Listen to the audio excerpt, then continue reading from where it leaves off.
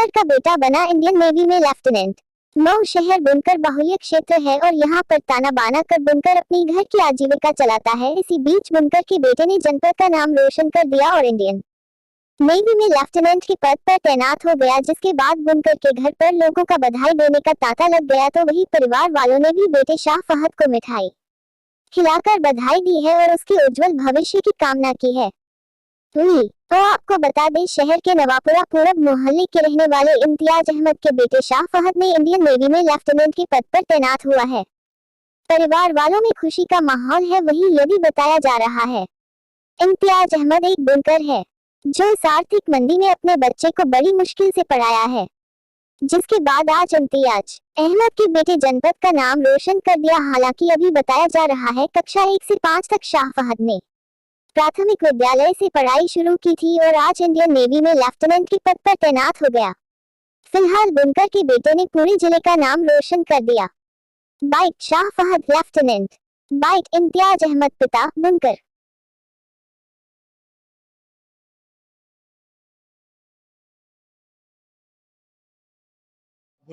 मैं शाह फहद 26 नवंबर 2022 को Indian naval academy से सब लेफ्टिनेंट पद पर मैं आया हूँ। तो कैसा लग रहा है एक बुनकर के बेटे आप?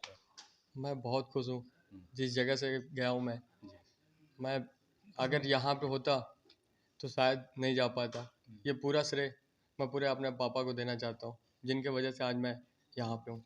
आप एक बुनकर हैं और आज देखा जा रहा है कि कारोबार ठप हो चुका है, फिर भी आपने एक अच्छी पोस्ट पाई है, एक अच्छा पद पाया है। कैसे देखते हैं, क्या कहेंगे इस पर? मैं बहुत गर्व महसूस कर रहा हूँ। इसके लिए मैं बहुत मेहनत किया। इसके मेरे पूरी फैमिली ने मुझको बहुत सपोर्ट किया हर तरीके से, चाहे फाइनेंशियल हो, चाहे मोटिवेशनल हो, every aspect, every way they have supported me.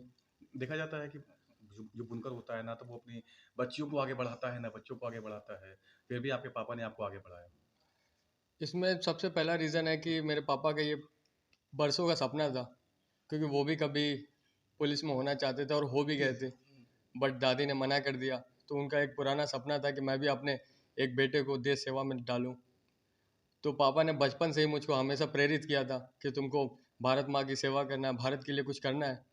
तो बस वही मैं अपने मन में लिए आज यहाँ पे। क्या कारोबार होता है आपके घर में? मेरे पापा एक बुनकर हैं, साड़ी का कारोबार होता है। मेरे भाई वगैरह उसी में पापा की हेल्प करते हैं। आप कहाँ तक पढ़े हैं और जो पढ़ाई है वो कैसे आपकी आगे बढ़ी और कहाँ से पढ़े? पूरा डिटेल मैं नर्सरी से कक्षा 5 तक यहीं पे प्राइमरी में पढ़ा, मऊ में ही। फिर उसके बाद पापा को कहीं से कोई आइडिया दिया कि एक साइंस स्कूल होता है जहाँ से पढ़ने के बाद जनरली बच्चों का फ्यूचर सिक्योर हो जाता है। तो उसके बाद मैंने साइंस स्कूल का एग्ज़ाम दिया। तो मैं साइंस स्कूल रीवा में 6 से 12 तक पढ़ाई किया। फिर उसके जनपद का नाम रोशन किया और लोगों को क्या संदेश देंगे? मैं यही बताना चाहता हूँ कि जब तक कि आप मेहनत नहीं करोगे, जैसे हरिवंश राय बच्चन जी ने कहा था कि कोशिश करने वालों की कभी हार नहीं होती। बगैर कोशिश के आपको कुछ मिल नहीं सकता। तो जब तक कि आप पूरी मेहनत और लगन से पढ़ाई नहीं करोगे, मेहनत नहीं करोगे, आपको कुछ मिलने से नहीं रहा। मैं नवापुरा पूरब मऊ का निवासी हूँ और मेरा काम बुनाई और एम्ब्रॉयडरी का है।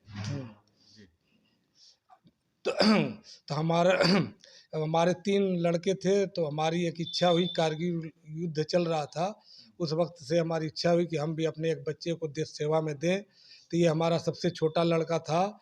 तो हमारा उद्देश्य ये था कि ये भी पढ़ लिख के सेना में हो जाए। तो ये पढ़ता गया और इस तरह इसको मैंने सैनिक स्कूल रीवा में भर्ती कराया। वहाँ पर एंट्रेंस दे के फिर वहाँ से इसने इंटर पास किया। इंटर करने के बाद ये वहाँ से एनडीए की परीक्षा इसने दी और इंटर की परीक्षा देने के बाद ये INA अजरीमाला केरल में ये पोस्टिंग ये भर्ती हो गए। बुनकर आप हैं और कितनी दिक्कत हुई पढ़ाने में? पढ़ाने में तो हम बुनकर परिवार है, अपने से हम लोग करके बहुत परेशानी से इनको पालन पोषण और इनकी पढ़ाई का खर्चा हमने उठाया है।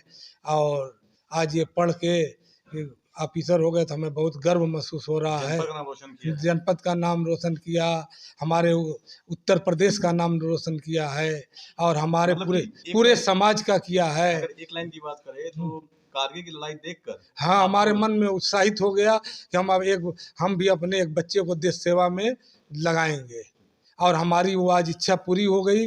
मुझे बहुत गर्व महसूस हो रहा है और हम चाहेंगे कि ये भारत माता की सेवा करता रहे।